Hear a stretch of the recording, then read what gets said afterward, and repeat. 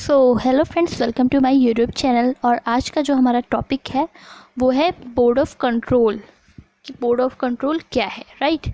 अगर आप modern history पढ़ रहे होंगे तो आपने ये जो टर्म है बोर्ड ऑफ कंट्रोल ये बार बार आ रहा होगा उसमें, राइट। और आपको उसका मतलब नहीं पता। तो चलिए देखते हैं ये बोर्ड ऑफ कंट्रोल है क्या।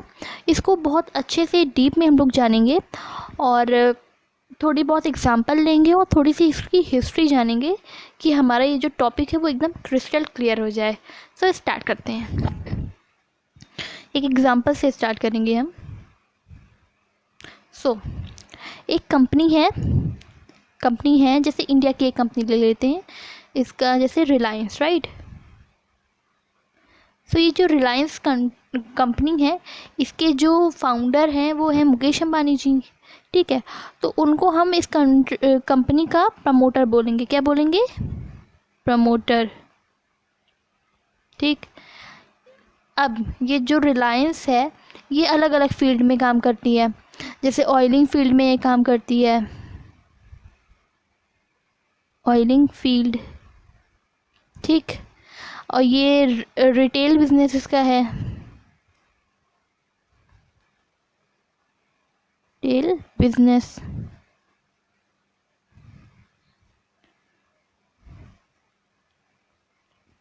उसके बाद जियो मार्ट, फिर जियो। ये सारी जो चीज़ें हैं ये आती हैं रिलायंस के अंडर, ठीक है।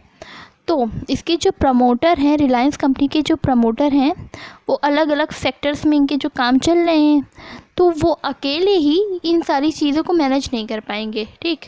तो वो बहुत सारे लोगों को, अलग अलग लोगों को हायर करते हैं to manage their different sectors and field. मतलब उनके जो अलग अलग सेक्टर्स में जो भी काम है उसको मैनेज करने के लिए अलग अलग लोगों को हायर करते हैं टू मैनेज दियर वर्क, ठीक है। अब ऐसे ही जो ब्रिटिश ईस्ट इंडिया कंपनी थी, ब्रिटिश ईस्ट इंडिया कंपनी, ये इंडिया में जब ट्रेड करने आई तो इसने हायर किया 24 लोगों को, ठीक है। और इनको इन्होंने नाम दिया COD, कोर्ट ऑफ डायरेक्टर। इनको क्या नाम दिया? Court of director. ये जो 24 लोग थे ये इंडिया में आए क्या करने? To manage the trade of East India Company in India. India में जो इनका जो ट्रेड था उसको मैनेज करने के लिए इनको भेजा गया, इंडिया टू मैनेज ट्रेड, ठीक है। अब हम थोड़ी सी हिस्ट्री पढ़ेंगे। हिस्ट्री में क्या 1600, ये चीज़ें हम लोग अलग करके रख देंगे। ये जो हमने अभी ये जो भी समझा है इसको हम थोड़ा साइड करके रख देंगे और यहाँ थोड़ी सी हिस्ट्री हम लोग जानेंगे। 1600 में ईस्ट इंडिया कंपनी जो थी उसको परमिशन मिली इंग्लैंड की तरफ से कि आप इंडिया जा सकते हैं और अपना जो ट्रेड है वो कर सकते हैं, इंडिया जाकर अपना ट्रेड शुरू कर सकते हैं। ऐसी जो परमिशन है वो ईस्ट इंडिया कंपनी को मिली इंग्लैंड की तरफ से इन 1600। लेकिन अभी इस वक्त जब इंग्लैंड ने इसको परमिशन दे दी लेकिन इंडिया ने अभी तक इसको परमिशन नहीं दी थी। 1614 में जाकर इंडिया ने भी ईस्ट इंडिया कंपनी को परमिशन दी कि हाँ आप आ सकते हैं इंडिया और अपना जो ट्रेड है वो कर सकते हैं, ठीक। अब धीरे धीरे टाइम बीतता गया और आया 1764। क्या आया? 1764। और ये वक्त था battle of Buxar. Battle of Buxar हुई थी 1764 में। किसके बीच में हुई? Nawab of Bengal, Bihar and Mughal empire. मतलब इंडिया के जो लोग थे उनके बीच वो और ब्रिटिशर्स जो थे उनके बीच में एक लड़ाई हुई जिसे बैटल ऑफ बक्सर का नाम दे दिया गया। किसके बीच में हुई ये लड़ाई? Nawab of Bengal, Nawab of Bihar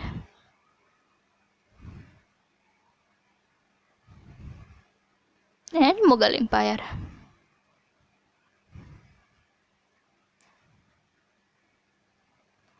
versus Britishers.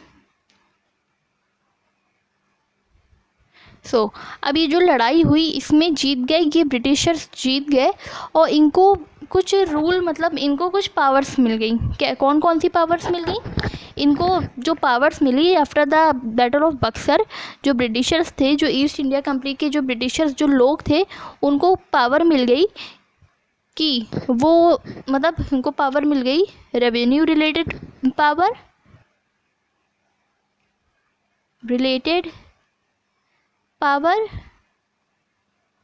Power and administration related power.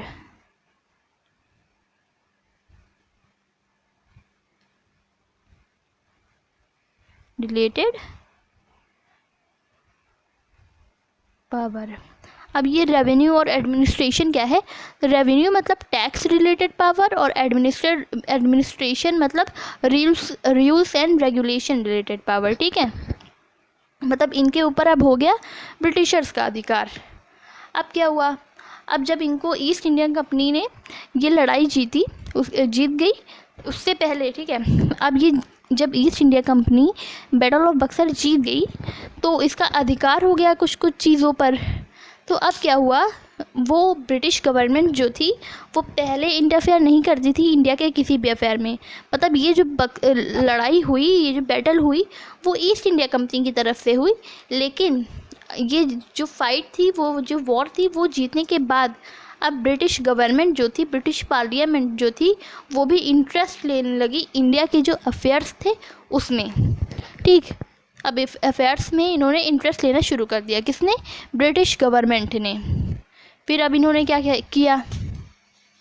जब इन्होंने इंटरेस्ट लेना शुरू कर दिया तो ब्रिटिश गवर्नमेंट जो ब्रिटिश गवर्नमेंट थी हमारी, इसने एक एक्ट पास किया। कौन सा एक्ट? वो था पिट्स इंडिया एक्ट। इस जो एक्ट है ये कब पास हुआ? 1784 में। और इसमें ये जो ब्रिटिश गवर्नमेंट है उसने इन्होंने COD और BOC है, वो डिफरेंट बोर्ड बना दिए। मतलब COD तो हमारे पास पहले ही थी, मतलब कोड ऑफ डायरेक्टर। क्या? Code of director. ठीक है, ये हमारे पास पहले से ही थी। जो हमारी जितनी भी कमर्शियल फंक्शंस जो थे पहले वो करती थी, जो ईस्ट इंडिया कंपनी के अंदर जो कमर्शियल फंक्शंस थे वो उसको संभालती थी। COD हमारी कोड ऑफ डायरेक्टर संभालती थी। लेकिन पिट्स इंडिया एक्ट आने के बाद एक और बॉडी बन गई जिसका नाम था बोर्ड ऑफ कंट्रोल। क्या नाम था? Board of control. ये जो बॉडी थी वो क्या करती थी? जितना भी पावर मिला था, रूल्स एंड रेगुलेशन रिलेटेड जो पावर मिला था, मतलब जो पॉलिटिकल पावर हमारे पास जितना भी था, मतलब ब्रिटिशर्स के बाद जितनी भी पॉलिटिकल पावर थी, उसका जो फंक्शन था उसको संभालने के लिए, उसका जो काम था उसको संभालने के लिए हमें ये पार्टी बनाई। मतलब ब्रिटिश गवर्नमेंट ने ये जो बोर्ड है उसका निर्माण किया, पॉलिटिकल पावर को संभालने के लिए। मतलब पॉलिटिक्स का जितना काम होगा वो संभालेगी बोर्ड ऑफ कंट्रोल, और जितना भी कॉमर्शियल लेवल पर जो काम होगा उसको संभालने वाली जो बॉडी थी वो थी कोर्ट ऑफ डायरेक्टर। ठीक, अब इसके BOC मतलब बोर्ड ऑफ ये हमने जान लिया बोर्ड ऑफ कंट्रोल। अब एक चीज़ और ऐड कर लेंगे, SOS मतलब सेक्रेटरी ऑफ स्टेट। ये जो होते थे ये बोर्ड ऑफ कंट्रोल के हेड होते थे। कौन होते थे? बोर्ड ऑफ कंट्रोल के हेड। बस, अब ये सारी चीज़ें हमने पढ़ ली, हमें ये भी समझ में आ गया कि बोर्ड ऑफ कंट्रोल क्या है। तो ये थोड़ा सा अलग से देख लेंगे एक बार फिर से कि बोर्ड ऑफ कंट्रोल क्या है। So what is board of control? मतलब ये एक ऐसी बॉडी थी, बोर्ड ऑफ कंट्रोल ऐसी बॉडी थी जो कि कंट्रोल करती थी जितने भी पॉलिटिकल पावर्स थी ब्रिटिश गवर्नमेंट के पास, उसके जो अफेयर्स होते थे उनको देखने के लिए, उनको जांचने के लिए ये जो बॉडी है उसका निर्माण किया गया था बाय ब्रिटिश गवर्नमेंट।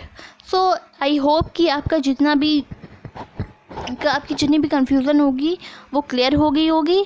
और अगर आपको वीडियो पसंद आई तो थैंक यू, मतलब अगर वीडियो पसंद आई तो प्लीज़ कमेंट। Thank you.